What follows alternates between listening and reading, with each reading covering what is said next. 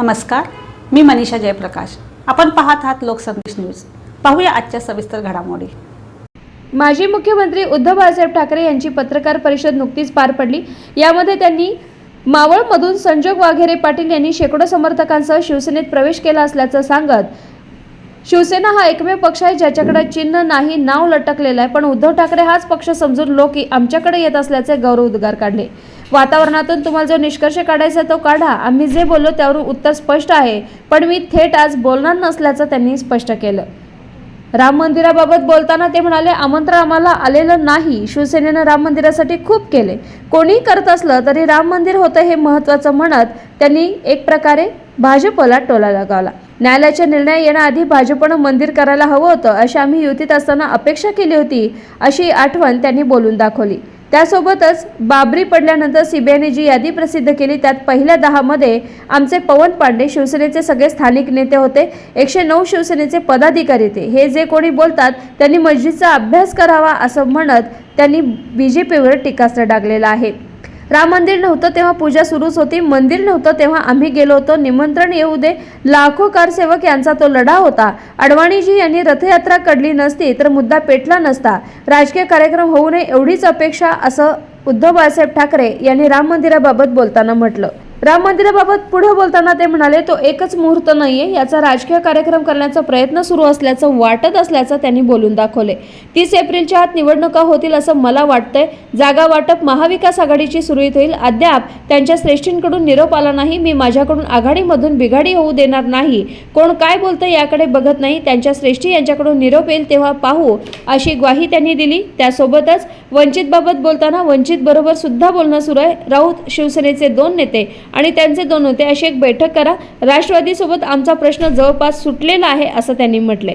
मुख्यमंत्री मुंबईत घाण झाली आहे, मागच्या 1.5 वर्षात खूप घाण झाली, साफ करण्याची गरज आहे असं म्हणत मुख्यमंत्र्यांवर त्यांनी टीकास्त्र डागलं। 500 फुटांपर्यंत असलेल्या घरांवरील कर आम्ही रद्द केला होता, तो पण आता सुरू केला असल्याचं मी वाचलं असल्याचं उद्धव बाळासाहेब ठाकरे यांनी म्हटलं आहे।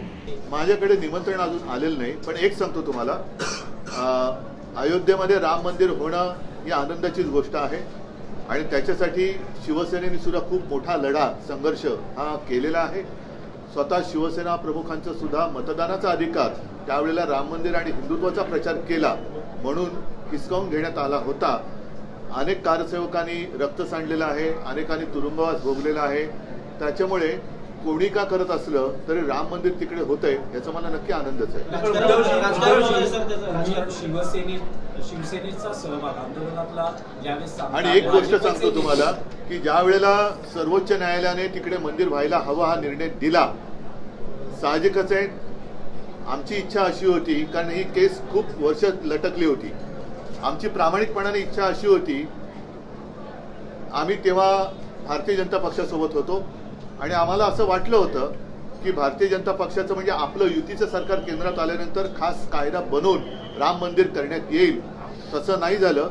सर्वोच्च न्यायालयाने तो निर्णय दिला आणि तो निर्णय दिल्यानंतर इतर कोणी दिले असतील कदाचित आपला एक सहयोग, पण शिवसेनेने पक्षनिधीतनं त्या मंदिरासाठी आम्ही आमचं योगदान दिलं होतं। त्याच्यामुळे मी मुख्यमंत्री झाल्यानंतर सुद्धा राम मंदिरात जाऊन आलेलो आहे, राम मंदिरात म्हणजे रामलल्लाचं दर्शन घेऊन आलेलो आहे आणि ज्या वेळेला हा प्रश्न थंड बसतात म्हणजे याचं पुढे काय हालचाल होते की नाही असे जेव्हा दिवस होते त्याही वेळेला मी अयोध्येत गेलेलो आहे। त्याच्यामुळे अयोध्येत मी कधी जाईन, कधी राम मंदिराचं रामलल्लाचं दर्शन घेईन।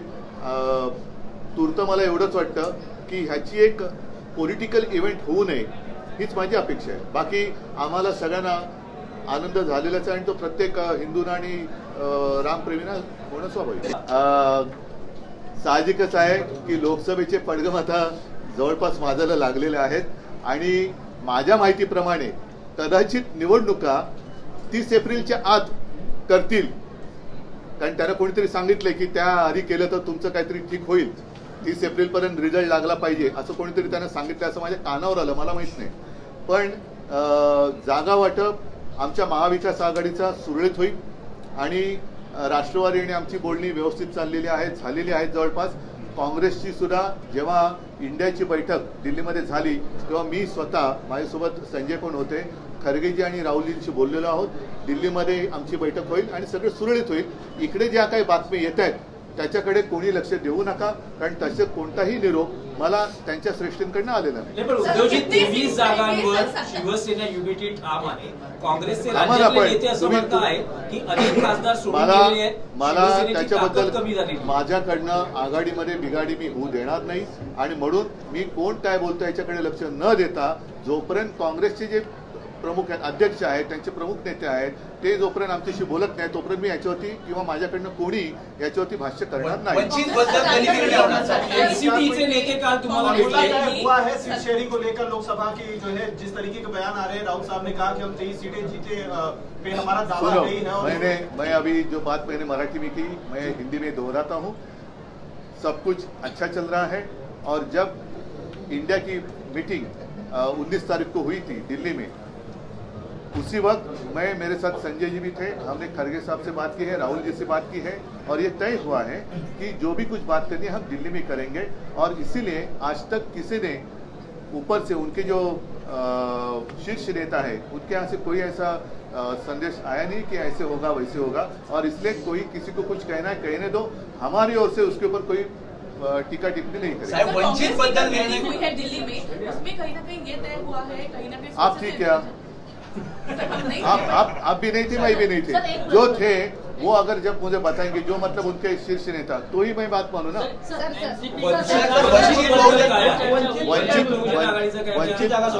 वंचित बरोबर सुद्धा आमची बोलणी सुरू आहे आणि मला वाटतं 1-2 दिवसामध्ये संजय तुम्ही आणि शिवसेनेचे 1-2 नेते, वंचितचे नेते, आमचा प्रयत्न असा आहे की काँग्रेस, राष्ट्रवादी, शिवसेना आणि वंचित अशी एकत्रित एक बैठक आम्ही करण्याचा आमचा प्रयत्न. वेगळा फॉर्म्युला म्हणतात 12-12-12. नाही, असा कुठेही माझ्याकडे फॉर्म्युला आलेला नाही. त्याच्यामुळे जे काय आहे ते प्रत्यक्ष भेटून मी आणि ते बोलत नाही तोपर्यंत मी त्याच्यावरती बोलणं योग्य नाही. एनसीपी बरोबर जागा एनसीपी वाटप बरोबरचा जवळपास प्रश्न आमचा सुटलेला आहे. त्याच्यामुळे मला खात्री आहे की सगळ्यांच्या डोळ्यासमोर ह्या देशाची एक चिंता आहे. देश वाचला पाहिजे, लोकशाही वाचवली पाहिजे आणि तिच्यासाठी सगळेजण एकत्र आलेत. मला वाटतं याच्यामध्ये कोणी कितीही काही वातावरण बिघडवण्याचा प्रयत्न केला तरी काही फरक पडणार नाही. मुंबईमध्ये घाण झालेली आहे आणि ती साफ करण्याची गरज आहे असं मुख्यमंत्री एका वेळी बोलले होते आणि खूप घाण झालेली आहे. आता ठाण्यामध्ये स्वच्छता करतायत. नाही, खूप घाण झालेली आहे कारण गेले 1.5 वर्ष 2 वर्ष प्रशासकीय कारभार सुरू आहे. त्याच्यामुळे सगळी जी काही घाण चालली आहे भ्रष्टाचाराची ती साफ करावीच लागेल. आणि त्या उलट मी आज वृत्तपत्रात बातमी वाचून मला धक्का बसला. शिवसेनेने 500 फुटापर्यंतचा जो मालमत्ता कर रद्द केला तो एक भाग आणि आता महापालिकेकडनं 15 ते 40% अधिक अधिभाराने मालमत्ता कर वसूल केला जातोय. ही सगळी जी काही घाण आहे ती मुंबईकरांना साफ करावीच लागेल.